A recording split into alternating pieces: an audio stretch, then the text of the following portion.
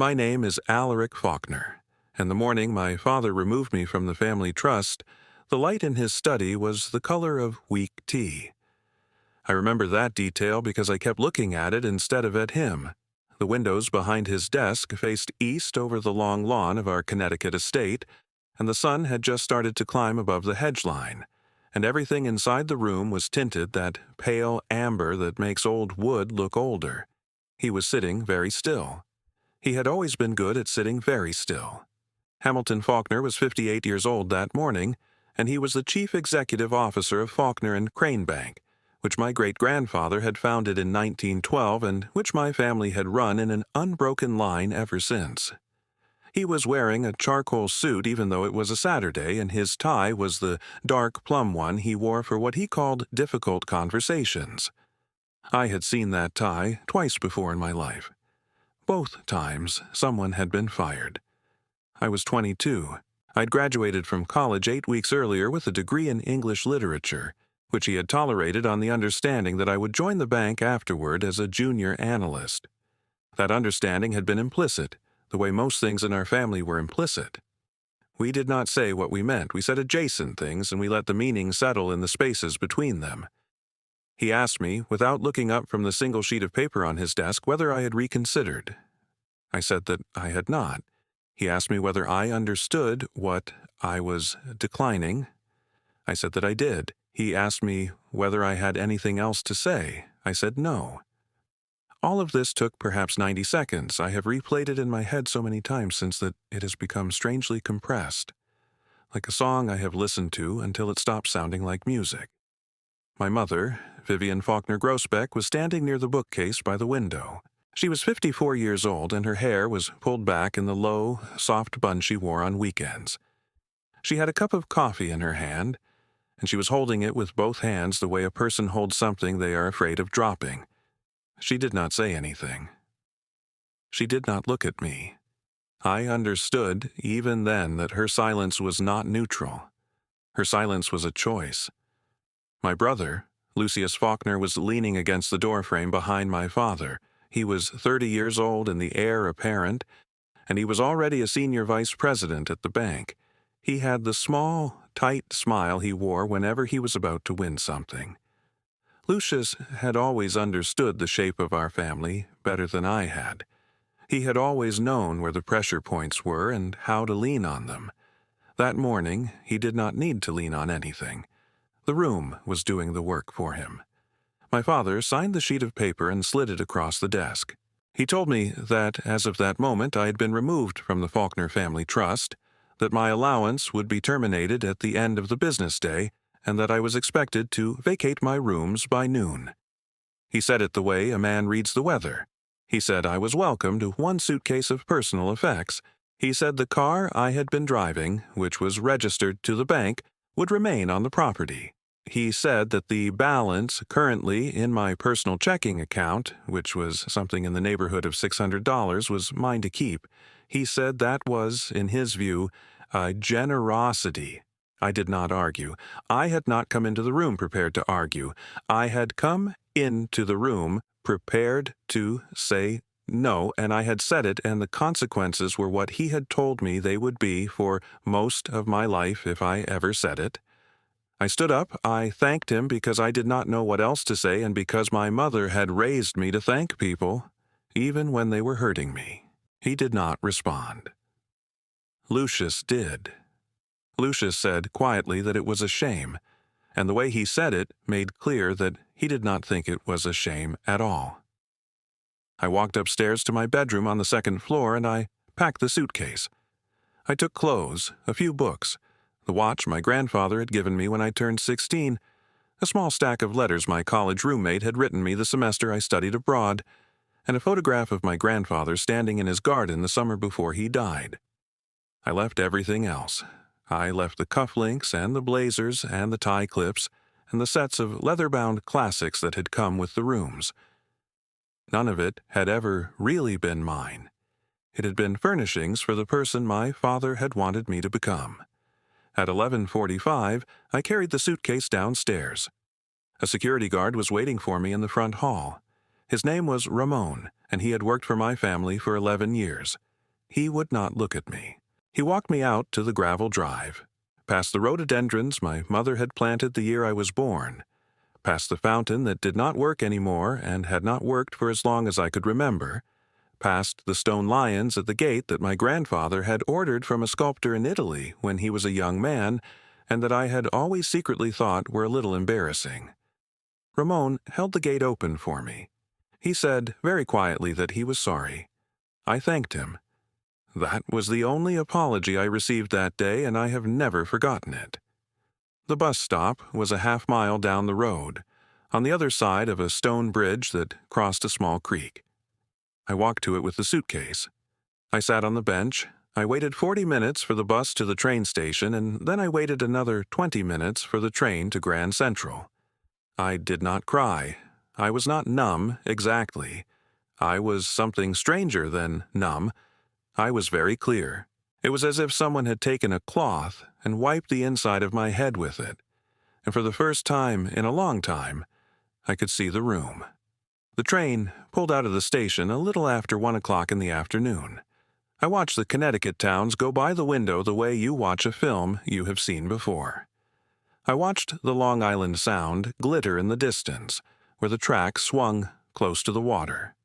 I watched the trees thin out and the suburbs thicken and the graffiti begin to appear on the concrete walls along the right-of-way.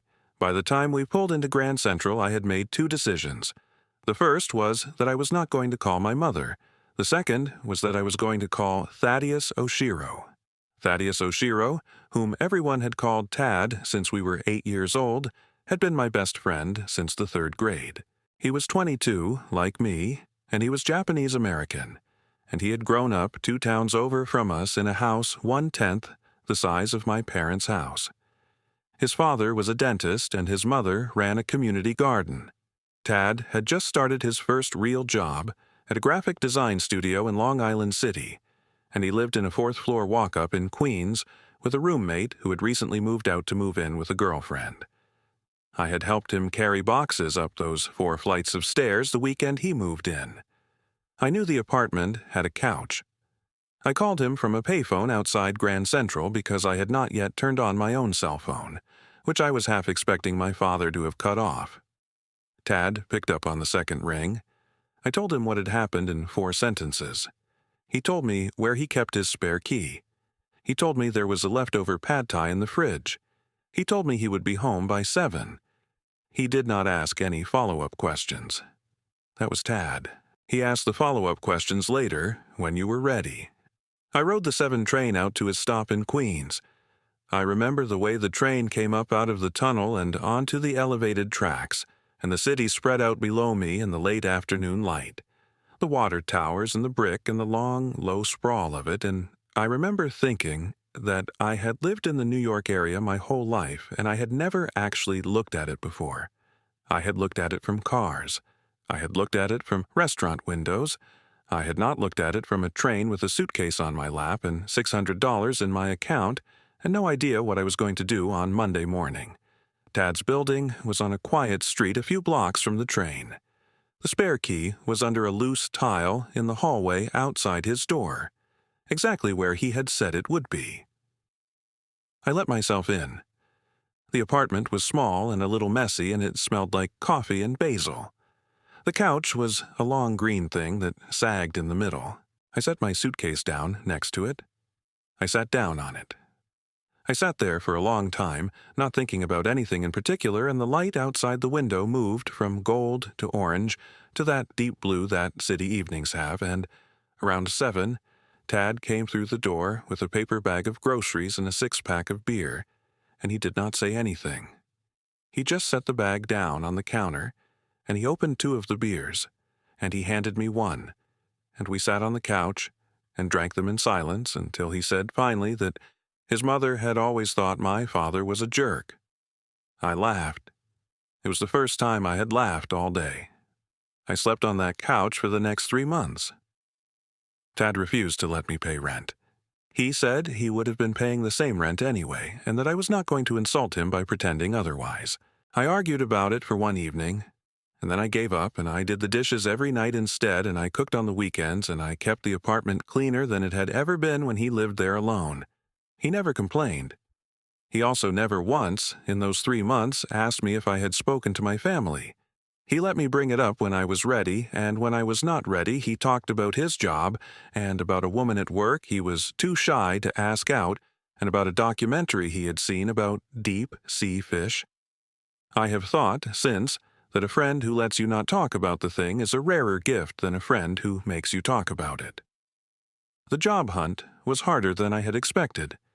I had a degree from a good school and a last name that, in certain circles, opened doors, but I was not applying in those circles anymore.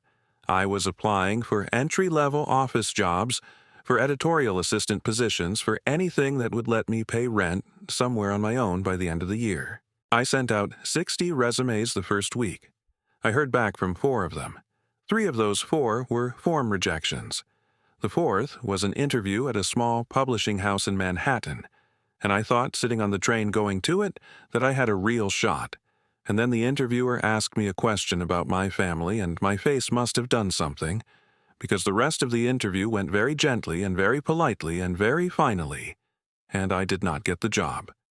I learned, over those first weeks, that the world is full of small kindnesses if you can see them. The woman at the corner bodega who started setting aside day-old bagels for me after she noticed I was only buying the cheapest coffee. The neighbor in Tad's building, a retired postal worker named Gloria, who invited me up for dinner one Sunday because she had made too much lasagna and did not want it to go to waste, which was not true. She had made exactly the right amount and had invited me on purpose, and I have never forgotten the taste of that lasagna. The man at the laundromat who showed me how to get the machines to work with fewer quarters. These were not dramatic kindnesses. They did not fix my life. They reminded me, in small, steady ways, that people were not all like my father. I also learned that rejection is a thing you can get used to, the way you get used to a cold shower if you take enough of them. By the 4th week of the job hunt, I had stopped taking the rejections personally. I had started treating them like weather. You do not hate rain. You simply adjust. I kept applying. I widened my net. I applied to bookstores, to coffee shops, to anything that had an opening. And in the 6th week, I got a call back from a distribution warehouse in Long Island City. They needed a night shift picker. The pay was $17 an hour. The shift was 11 at night to 7 in the morning, 4 nights a week. I took it on the phone. The warehouse was enormous. It was one of those vast steel buildings that you see from the expressway and do not really register, and inside it was rows and rows of shelving 40 feet high, stacked with boxes of everything you can imagine a person ordering on the internet. My job was to walk up and down the aisles with a handheld scanner and a cart and pull items from the shelves according to the list on the scanner. I walked about 15 miles a night. I lost 11 pounds the first month. I slept from 8 in the morning until 4 in the afternoon. Tad and I saw each other in the evenings for an hour or 2 before I left for my shift and on my nights off, and that was it. And it was enough. The warehouse was a good job, by which I mean it was a job. The supervisor was a fair man named Emilio who had been doing the work for 20 years and who did not care about my last name or my degree or anything, except whether I showed up on time and worked hard, and I did, and he liked me for it. The other pickers were mostly immigrants and mostly older than me and mostly working second jobs, and they were kind to me in the brusque, no-nonsense way of people who did not have time for anything else. One of them, a Ghanaian man named Kofi, taught me to always stretch my hamstrings before a shift. Another, a Dominican woman named Yolanda, started splitting her lunch with me the first week because she had clocked that I was not eating enough, and no amount of protesting would make her stop. The problem was the bus. The warehouse was not quite reachable by subway, and the city buses that ran out to it at night were unreliable in a way that was hard to plan around. They were scheduled every 30 minutes. In practice, they came every 40 to 70 minutes, and sometimes they did not come at all. I was late to 3 shifts in my first month. Emilio was patient about the first one and less patient about the second, and on the third he told me, not unkindly, that he could not keep me on if I could not get there on time. He said it in the hallway outside his office, and he said it with real regret. And I understood that he meant it, and that he was giving me a warning rather than a firing, because he liked me. I thanked him. I went home. I sat on Tad's couch, and I did the math. The math did not work. I had been at the job for 5 weeks. I had saved about $900 after taxes, and the small amount I insisted on contributing to Tad's grocery bill. A used car in New York, even a bad one, was going to cost me $3,000 or $4,000 at minimum, and that was before insurance and registration and the parking fees that would eat me alive. I was looking at losing the job. I was looking at starting the whole search over again. That was the night I started scrolling through the free and cheap listings on Craigslist, because I did not know what else to do. I scrolled for 2 hours. Most of the cheap cars were scams. The rest were in places I could not easily get to without a car, which was its own kind of joke. And then, around 1 in the morning, buried on the 4th page of the search results, I found a listing that I almost scrolled past. The listing was for a 1998 Buick Century. The asking price was $20. The description read, in its entirety, "Runs sometimes. Trunk is stuck. Clean title. Retiring, need it gone by end of month. Cash only, no negotiations, no tire kickers. Pawtucket, Rhode Island." There was one photograph, taken on what looked like a flip phone, showing a beige sedan parked in front of a garage with the bay doors open behind it. The seller's name was Saul. His number was listed. I called him the next morning at 9. He picked up on the first ring. His voice was gravelly and tired and very direct. His name was Saul Morgenthau, he told me, and he had run a small independent garage in Pawtucket for 46 years, and he was closing it down at the end of the month to move to Florida with his wife. And the Buick was a car that had been sitting on his lot for 12 years, and he wanted it gone before the lot was cleared out. He said the engine turned over about 3 times out of 4, and the transmission was rough but functional, and the trunk had been stuck since he had acquired the car, and he had never bothered to open it. He said he would hold the car for me until Saturday if I was serious. I said I was serious. I said I would be there Saturday afternoon. The bus ticket to Providence cost $41. From Providence, I took a local bus to Pawtucket, which was another $3. I had $200 in cash in my wallet, 20 of which was for the car, and the rest of which was my cushion in case something went wrong. I had told Tad where I was going, and he had told me to text him when I got there and when I left. He had also, that morning, given me a small folding knife on a keychain and told me to keep it in my pocket. He had said, grinning, that it was a housewarming gift. I had put it in my pocket. The bus to Pawtucket rolled in a little after 2 in the afternoon on a gray Saturday in October. The air smelled like wet leaves in the river that ran through the old mill district. Saul's garage was a 15-minute walk from the bus stop, down a street of brick buildings that had mostly been converted into studios and small breweries, but had not yet lost the bones of what they had been. The garage was on a corner, a squat cinder-block building with 2 bay doors and a hand-painted sign that read Morgenthau Auto EST, 1978. The bay doors were open. The Buick was parked out front. If you are still with me after all that, thank you. I know I'm taking my time. The thing is, I did not know, walking up to that garage in Pawtucket, that I was walking toward the moment that would change everything. I thought I was walking toward a $20 car. I want to tell you about Saul the way I met him before I knew what the car was, because the way you meet a person the first time tells you something true about them that you lose later, when you know more. Saul Morgenthau was 73 years old and about 5'6" and built like a fire hydrant. He had white hair that stood up in tufts and a white mustache that did not, and hands that looked like they had been made out of old rope. He was wearing blue coveralls that said Saul on the chest pocket in red embroidery, and he was wiping his hands on a rag when I came around the corner, and he looked up at me and squinted and said my name as a question. I said yes. He nodded. He said the car was right there, and I could look at it for as long as I liked. He did not try to sell me on it. He did not say a single word about it that was not true. I walked around the car twice. The paint was faded beige, almost tan in the October light, and there was rust along the bottoms of both back doors and a long scratch on the driver's side rear quarter panel. The tires were mismatched, but all four had tread. The interior, when I opened the driver's door, smelled like old vinyl and pine needles. There was a cassette deck in the dash. The odometer read 183,000 miles. I asked Saul if I could start it. He said, of course. I sat down in the driver's seat. The seat was lower than I expected. I turned the key. The engine coughed twice and caught on the third try. It settled into a rough, uneven idle that sounded like a man clearing his throat.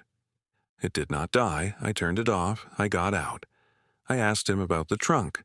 He walked me around to the back of the car and pushed the trunk button on the key fob, which did nothing. He tried the manual release on the key. The lock turned, but the trunk did not pop. He shrugged. He said it had been like that since he had gotten the car, which, he said, had been a long time ago. He said he had never bothered to pry it because he had never needed to, and because once you start prying at a 20-year-old car, you tend to find more problems than you solve. He said if I bought the car, I could pry it open myself if I wanted to. He said he would throw in a crowbar for free. I asked him how he had gotten the car. He thought about it for a moment. He said a man had brought it in years ago for some work, and when the work was done, the man had paid him in cash and asked him to keep the car on his lot for a while, and the man had then paid him every year for several years to keep it there, and then the man had stopped calling. He said he had tried to track down the owner and could not, and eventually the title had reverted to him through one of those mechanics' lien processes, and the car had just sat there. He said he had always felt a little funny about it. He said he was glad someone young was taking it off his hands. I did not think too much about that at the time. A lot of cars end up on a lot of lots for a lot of strange reasons. I handed him a $20 bill. He took it, folded it once, and tucked it into his breast pocket. He went into the garage and came back out with the title, already signed on the owner's line, and a pen. I signed the back of the title. He gave me the keys.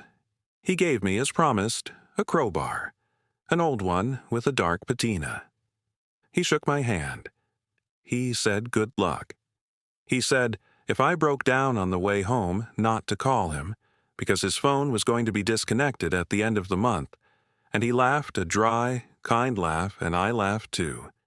The drive back to Queens was 5 hours. I-95 south through Connecticut in the late afternoon and early evening, the leaves along the highway at their peak orange and red, the Buick rattling along in the right lane at a steady 55 miles an hour because anything faster made the steering wheel shake. The radio did not work. The heater worked, but only on high. I drove with the window cracked and my jacket zipped and my hands at 10 and 2, and I did not stop except once, in New Haven, for gas and a cup of coffee and a bathroom break. The car did not die. It complained. It made a sound around mile 200 that I could not identify and then stopped making it. The gas gauge was optimistic in a way I did not trust. I filled it twice. I pulled up in front of Tad's building a little after 10 o'clock at night. I parked on the street. I sat in the car for a minute with my hands on the wheel, and I let myself feel, briefly, what I had just done. I had bought a car. I had bought a car for $20. I had driven it 300 miles without dying. It was mine. I had title to something for the first time in my life that my father had not given me and could not take away. That fact was small, and it was also enormous. I sat with it for a minute. Then I got out, and I went upstairs. Tad was still awake, watching a hockey game on his laptop and eating ramen. I told him about Saul. I told him about the drive. I told him about the trunk. He got up off the couch immediately and said we should open it. I said it was late. He said it was 2 in the morning, on a Saturday in Queens, which was basically the afternoon. He grabbed the crowbar. We went downstairs. The car was parked under the streetlight in front of the alley that ran alongside his building. The alley was where the garbage cans were. It was as dark and as private a place as we were going to get in that neighborhood. I wedged the crowbar under the lip of the trunk. The metal groaned. Tad held a flashlight from his phone. I leaned on the bar. Nothing happened. I leaned harder. There was a sharp pop, and the trunk sprang up about 2 inches and then stopped. I worked the crowbar along the edges until whatever was holding it released, and the trunk opened the rest of the way slowly with a dry, exhausted sigh, as if it had been holding its breath for 12 years. The trunk was not empty. That was the first thing I saw. It was also not full of what a car trunk is usually full of. There was no spare tire, there was no jack. There were no jumper cables. There was, instead, a folded wool blanket, and on top of the blanket, 3 dark leather portfolios wrapped in oilcloth, the kind of heavy waxed fabric that people used to use to waterproof things before plastic. The oilcloth was a little cracked at the folds. The portfolios, when I lifted them, were heavy. They were heavier than they should have been. Between the 2 larger portfolios, wedged so that it would not slide around, was a sealed envelope. The envelope was cream-colored and thick. On the front of it, in handwriting I had known my whole life, were 4 words. The words were, Alaric, the day you finally say no to him. I sat down in the alley. I did not mean to sit down. My legs did it. Tad knelt next to me. He did not say anything. He put a hand on my shoulder. I held the envelope in both hands for a long time before I opened it, and when I did it carefully because I did not want to tear any part of my grandfather's handwriting. Hector Faulkner had died 2 years before, at the age of 81, in the upstairs bedroom of the house in Connecticut that he had lived in for 60 years. He had been my grandfather, obviously, but he had also been in ways I had not fully understood until he was gone. The person who had raised me. My father had been a presence.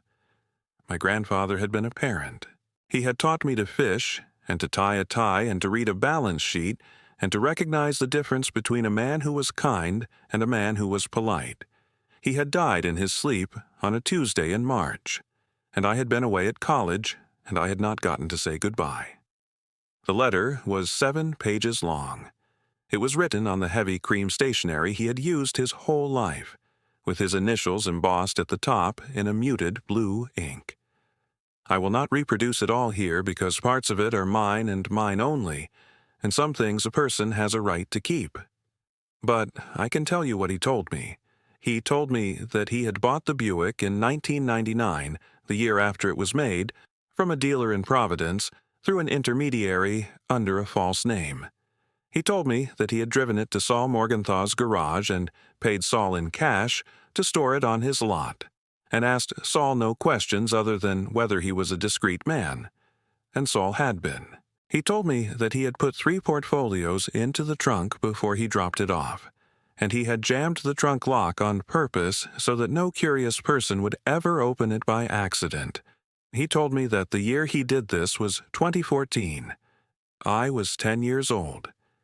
He had, he said, seen something in me at 10 that he had also seen in himself at that age, which was a quiet refusal to be told what to want. He had known then what my father was going to become, because he had raised him. And he had known then that someday my father and I were going to have a conversation like the one I had just had, and that when that conversation happened, I would need something that my father could not take away. He told me what was in the portfolios. The first contained a set of old railroad bearer bonds issued in the 1960s by a group of regional American railroads, most of which had since been absorbed into larger systems. The second contained a set of utility bonds, also bearer instruments, issued in the 1970s. The third contained a set of United States Treasury bonds, issued in 1978, in a series that had since been discontinued but that remained, he said, fully honored by the Treasury. All 3 portfolios contained original physical certificates with intact coupons. The total face value of the bonds, he wrote, was approximately $68 million. The accumulated interest, compounded over the decades, brought the estimated total current value to somewhere in the range of $142 million. I read that number 3 times. I read it 4 times. Tad read it too, over my shoulder, and then he sat down next to me on the asphalt of the alley, and neither of us said anything for a long time.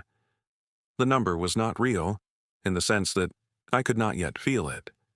It was a string of digits on a page, but it sat in my chest like a stone, and I knew, even sitting there in the alley at 2:30 in the morning, that my life was never going to look the same as it had looked an hour before. My grandfather's letter ended with 3 instructions. The first was to authenticate the bonds before I did anything else, and he recommended a specific person, a woman named Clementine Weatherspoon, at a particular auction house in Boston, who he said had been the finest antique bond expert in the Northeast for 30 years and who would not talk. The second was to find an attorney I trusted before I touched $1 of the proceeds, and he suggested, if she was still practicing, a woman named Esme Delacroix Ortega, who he had used for years and who he said was as discreet as she was fierce. The third was to do something with the money that mattered to me. He did not tell me what. He wrote that he had not done enough of that himself in his life, and that he regretted it, and that he did not want me to have the same regret. The letter was signed simply with his first name. There was a postscript. The postscript read, "I am sorry I am not there to see the look on your face." I put the letter back in the envelope. I put the portfolios back in the trunk. I closed the trunk, or tried to, and it would not close all the way, and I tied it down with a bungee cord Tad ran upstairs to get. We carried the 3 portfolios up to the apartment, wrapped in the oilcloth, and we locked them in Tad's bedroom closet behind a row of his winter coats. And we did not sleep that night. We sat on the couch with the lights off and watched the sky turn gray over Queens, and we talked in low voices about what I was going to do. On Monday morning, I called Esme Delacroix Ortega. Her office was in Manhattan, on the 34th floor of a building in Midtown, and her assistant told me that Ms. Delacroix Ortega did not take new clients and had not for several years. I said my name was Alaric Faulkner and that my grandfather Hector had referred me. There was a long silence. The assistant put me on hold. When she came back on the line, she said Ms. Delacroix Ortega would see me that afternoon at 3 o'clock. Esme Delacroix Ortega was 50 years old, and she was a tall black woman with her hair in a short natural and a pair of tortoiseshell glasses pushed up on her head. She wore a dark green suit and no jewelry except a simple gold band on her right hand. Her office was lined with law books and had a view south toward the harbor. She stood up when I came in. She shook my hand. She looked at me for a long moment, and she said that I had my grandfather's eyes, and then she sat down and told me, without preamble, that Hector had called her 9 years ago, and told her that a young man might one day show up at her office with a story that sounded too strange to be true, and that if that young man was his grandson and was named Alaric, she was to believe him. I told her the story. I showed her the letter. She read it slowly, front to back, and when she was done, she took off her glasses and she pressed the heels of her hands against her eyes for a moment. And then she put her glasses back on and she said, in a voice that was perfectly steady, that we had a great deal of work to do. She told me not to deposit anything, not to sell anything, not to speak to anyone, until the bonds had been authenticated and until she had filed a set of protective documents. She said she would handle it. She said she would take no fee until the money was real, and then she would charge me exactly what she charged her other clients, which she said was reasonable, and which I later learned was about a quarter of what she could have charged. The next Friday, I took the train to Boston with the 3 portfolios in a leather duffel Esme had given me. She had made the appointment for me with Clementine Weatherspoon at the auction house on Newbury Street, and she had told Clementine only that the client was a referral and that the materials were likely to be significant. I rode the Acela up. I watched the coast of Rhode Island and Massachusetts slide by the window. I thought about my grandfather in the garden the summer before he died, and about his hands on the pruning shears. and about how he had told me once that the difference between wealth and money was that money came and went, and wealth was the things you left behind on purpose. Clementine Weatherspoon was 62 years old, and she had silver hair cut in a sharp bob, and she wore a pair of reading glasses on a thin silver chain around her neck. She had been an antique bond expert for 37 years, she told me, and she had worked on estates from 3 continents. She met me in a small windowless conference room in the back of the auction house. She wore white cotton gloves. She laid out a soft velvet cloth on the table. I opened the first portfolio and I set the first bond on the cloth. She looked at it for a long time. She picked it up. She held it under a magnifier. She turned it over. She ran a gloved fingertip along the edge of the paper. She examined the engraved border and the watermark and the serial number and the seal, and then she set it down. And she reached for the next one, and she did the same.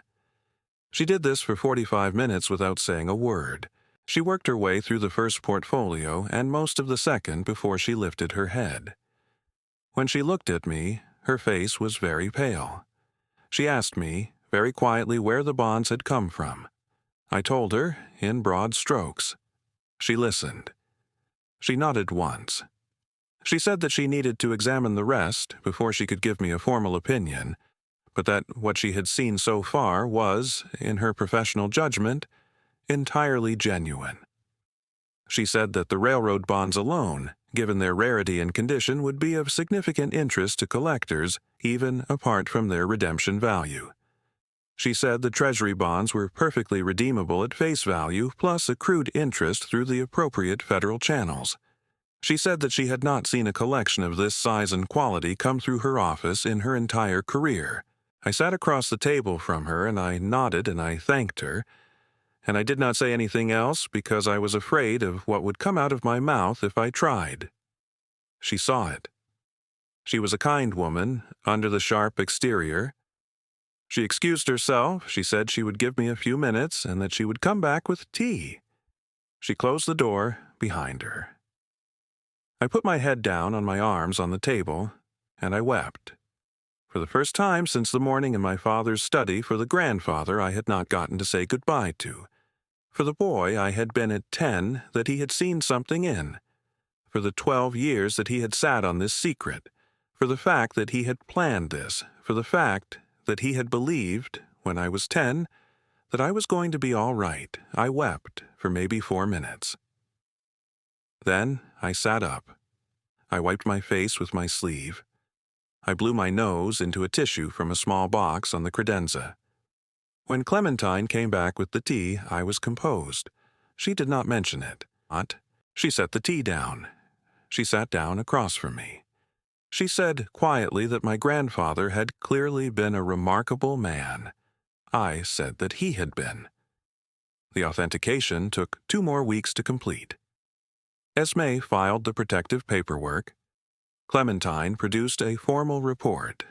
The Treasury process began. I went back to my shift at the warehouse every night during those 2 weeks because I did not know what else to do, and because Emilio had been good to me and because I was not going to walk out on him without warning. I told him on the last night that something had come up in my family and I was going to have to stop. He shook my hand. He said he had known, from the first week, that I was not going to be a warehouse picker forever. He said he hoped, whatever it was, I would be kind with it. I have thought about what he said often. My father found out 3 weeks after that. I do not know exactly how. I have my suspicions. A man like Hamilton Faulkner has people whose job is to know things, and a movement of even a small fraction of $142 million through any American financial institution is not a secret you can keep from that kind of apparatus forever. What I know is that Esme called me one afternoon and told me, in her level courtroom voice, that my father had contacted her office and was requesting a conversation with me, and that she had told him she would pass the request along and make no commitments. She asked me what I wanted to do. I thought about it for a day. I called her back. I said I would take 1 phone call, on speakerphone, with her in the room, and that I would not take a second. The call came on a Wednesday. I was in Esme's office. She sat at her desk. I sat in the chair across from her. The phone was on the desk between us. When it rang, she nodded at me. I picked up. I said hello. My father's voice was exactly as I remembered it. Calm. Measured. Slightly ironic the way certain men are ironic when they are trying to signal that they are in control of an uncomfortable situation. He said my name. He said that he had been thinking about me. He said that he understood there had been developments. He said that there had been, on reflection, perhaps some haste in our last conversation. He said that the family was prepared to discuss a reconciliation. He used that word, reconciliation. He said that there might be ways in which the bank could be of service to me in the management of any new assets, and that he thought it would be useful for us to sit down together as a family and to move past what he referred to, and this is an exact quote, as a misunderstanding. I listened. I listened all the way through. Esme watched me from across the desk and did not move. When he was done, I did not answer right away. I let the silence sit between us on the line. Then I said, and I said it as quietly and as clearly as I could, that I was grateful for the call. I said that I wanted to thank him. I said that I wanted to thank him specifically for a lesson in what a name isn't worth. I said that my grandfather had taught me without meaning to and perhaps without knowing he was teaching me, that wealth was the things you left behind on purpose, and that a name was only as good as the things you did with it. I said that I did not think there had been a misunderstanding. I said I thought the conversation in his study had been the most honest conversation we had ever had. I said that I wished him well. I said goodbye. I hung up. I sat in the chair for a minute after that.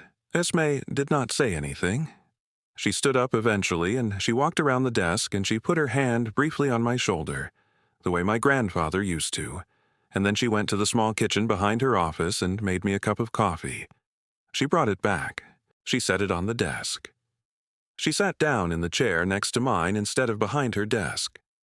She said, finally, that she had met my grandfather in 1989, and that he had been a difficult client, because he had been honest, and honest clients were the hardest kind. She said that he had told her once that the only thing he had ever truly feared was raising a son who could not say no to him. She said she thought, at the time, that he had been talking about my father. She said she realized now that he had been talking about me. My brother came by Tad's apartment the following Saturday. I had not told him the address. He had, apparently, also used the family apparatus. He knocked on the door at 11 in the morning, and when I opened it, he was standing in the hallway in a cashmere overcoat and a pair of Italian loafers that had no business in a Queen's walk-up. Lucius Faulkner had always dressed that way. He had also always carried himself as if he expected rooms to reorganize themselves to accommodate him. Rooms usually had. He looked past me into the apartment, at Tad on the couch, and at the small kitchen, and at the stack of books on the radiator, and his mouth did a small disapproving thing. He asked if he could come in. I said no. He said we should talk. I said we could talk in the hallway. He laughed, a short, surprised laugh. He said I was not serious. I said I was. He stood there for a moment, recalibrating. Then he got to it. He said that he understood I had come into some resources. He said that the family had always understood itself to share, and that there were instruments and structures that could be set up to ensure that what he called the family share was protected. He said he was here on behalf of our father to discuss those structures. He said he was, and this is also an exact quote, being generous by coming to me. I looked at him for a long time. I had known my brother my whole life. I had looked up to him when I was small, and I had tried to keep up with him when I was a teenager, and I had, somewhere in my early 20s, stopped pretending to like him. He was not fundamentally a cruel person. He was something worse. He was a person who had never had to consider whether he was cruel, because the world had never refused him long enough for him to notice. I said, and I said it softly because softness is sharper, that our grandfather had chosen me because he would have already sold them.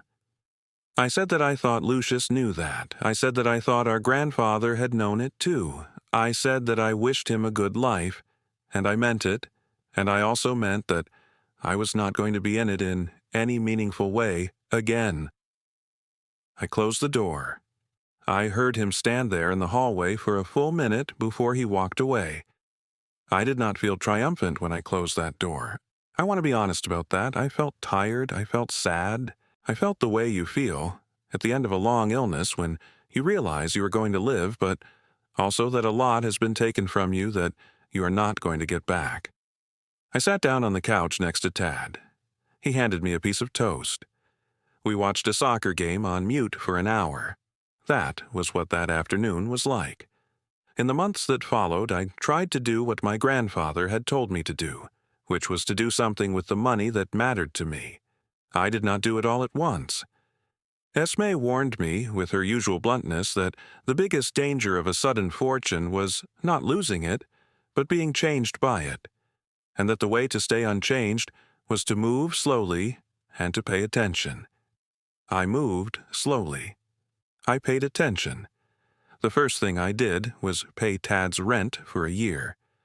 I wrote him a check and I put it on the kitchen counter with a note. He tried to give it back. I told him, in the same words he had used on me 3 months before, that he was not going to insult me by pretending otherwise. He laughed. He cried a little. He put the check in his sock drawer. I also, a few weeks later, quietly paid off the last of his student loans. And I set up a small trust in his name so that whatever happened to me, whatever happened to him, he would always have a floor. The second thing I did was set up a foundation in my grandfather's name. I called it the Hector Faulkner Fund. Its mission was narrow and specific. It existed to provide emergency housing, living expenses, and transitional counseling to young adults who had been disowned or financially cut off by wealthy families, not poor families, wealthy ones. I had thought about that distinction for a long time because I knew how it would sound. But the truth is that there is a particular kind of harm that happens to the children of the very rich when those families cast them out. And it is a harm that is invisible because from the outside it looks like those children have resources and they do not. They have a last name. A last name does not pay rent. A last name does not get you through a winter. I knew this because I had lived it, and because I had been lucky enough to have a grandfather who had seen it coming, and because most of the people who lived it would not be that lucky. I hired a small staff. I hired a director I trusted. I gave the foundation an endowment that would let it operate, modestly and well, for a very long time. I stepped back from the day-to-day. I was not going to be that kind of donor. The third thing I did was drive back up to Pawtucket. I did this in February, in the snow, in a rental car because the Buick, bless it, had given up the ghost 2 weeks after the bonds were authenticated, and I had let it go to a junkyard for $50, and I had framed the title and hung it on Tad's wall. Saul Morgenthau had already moved to Florida by then. His garage had been sold to a developer. I tracked him down through an old phone number and a lot of patience. I called him. I told him who I was. I told him the short version of what had been in the trunk. He was quiet for a long time on the other end of the line. Then he said, in that same gravelly voice, that he had always known there was something in that trunk, because the man who had dropped the car off had told him so, but that he had been paid not to look, and that he had not looked, because that was the job. He said my grandfather had been a good man. He said he was glad I was calling. I asked him what he needed. He laughed. He said he was 73 years old and he was in Florida. He said he did not need anything. I asked him what he wanted. He thought about it. He said, eventually, that his old pickup truck had finally died, and his wife had been on him to replace it, and he had been putting it off because he hated the paperwork, and would it be possible, he asked, if it was not too much trouble, for me to arrange to have a new truck delivered to him. He told me the model. It was a very modest truck. I told him I would take care of it. I also, a week later, wired him an amount of money that made him call me back and swear at me in a loving and bewildered way for 45 minutes. He kept the money. He did not move out of his small house. He did buy the truck. He sent me a photograph of it, parked in his driveway in front of a row of palm trees, with him standing next to it in a Hawaiian shirt that his wife had made him wear for the picture. I have that photograph on my refrigerator. It has been 2 years now since the morning in my father's study. I live alone in a small one-bedroom apartment in Brooklyn, 2 blocks from the park. I write mostly. I'm working on a book. I'm not going to tell you what it is about yet. I volunteer 2 days a week at the foundation, because I do not want to be only a signature on a check. I cook a lot. I read a lot. I see Tad almost every day. He is engaged now. To the woman at work, he was too shy to ask out. I am going to be his best man in September. My mother sent me a Christmas card last year. It was signed only with her first name. I did not write back. I am not ready. I may never be. That is all right. I have thought a great deal over these 2 years about names and inheritance. My last name, the one I was born with, opens certain doors and closes others. And most of the doors I wanted to walk through turned out to be on the other side of that name. My grandfather's first name, the one on the foundation, means something different to me now than it did when he was alive. It means the person he actually was, rather than the person I knew him as. He was a grandfather to me. He was many other things to many other people. The letter he left in that trunk was written to a boy he believed in on the basis of almost nothing. On the basis of a few summers in his garden, on the basis of the shape of a 10-year-old's quiet. He was betting on me. He was betting that I would grow into the kind of person who could say no to my father. And he wanted to make sure, if I did, that the no would cost me less than it would have otherwise. That is what an inheritance is, I think. An inheritance is not money. An inheritance is a bet a person makes on you before they know how the story ends. I want to say one more thing and then I will let you go. There are people listening to this who have had a version of the morning in my father's study. Not a literal version, maybe nothing is formal, but a morning when someone who was supposed to love you told you in so many words that you were not going to be loved on your own terms. If that is you, I want to tell you something. I want to tell you that the morning does not end when the door closes behind you. The morning is long. The morning lasts, sometimes for years, but somewhere in that long morning, if you are lucky, and sometimes even if you are not, there is a moment when you find something you did not know was waiting for you. It may not be in a trunk of an old car. It may be a friend's couch.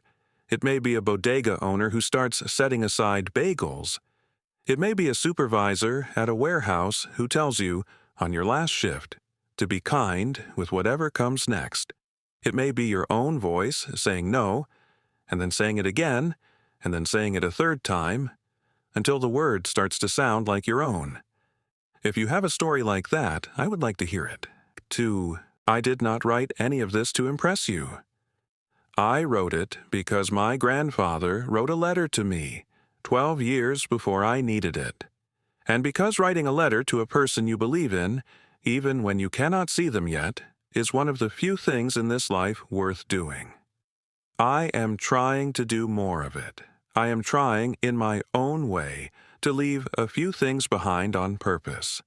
I hope, wherever you are, whatever morning you are in, that someone has done the same for you. And if they have not, I hope you will be the one who does it for someone else. That is how the thing gets passed along. That is, as far as I can tell, the whole of it. My name is Alaric Faulkner. Thank you for listening.